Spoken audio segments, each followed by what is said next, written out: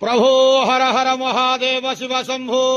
हे बाबा धवलेश्वराय वाळालिंग महाप्रभु दीपम यदि परम ब्रह्म दीपम यदि जनार्दन दीपाहरत मे पापो पूजा दीप नमस्तुते धवलेश्वराय वाळालिंग महाप्रभु संसार सुखी रखंतु आज पवित्र कुंभ संक्रांति पंकधारा एकादशी शुभ शुक्रवार रे समस्त श्रद्धालु भक्त मानक आश्रीपद करंतु मनस्कामना पूर्ण करंतु कर्म क्षेत्र उन्नति करंतु ग्रह रिष्ट खंडन करंतु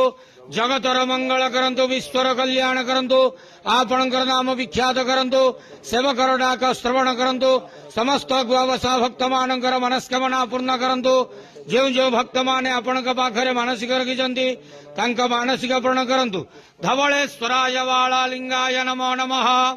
संसार सुखी रखंतु आनंद के वार हरि बोलो आज पवित्र कुंभ संक्रांति पंकधरा एकादशी शुभ शुक्रवार रे समस्त श्रद्धालु भक्त मानक आश्रीपद करंतु आनंद के वार हरि बोलो हर हर महादेव शिव शंभु धवलेश्वराय वाळालिंगाय नमो नमः।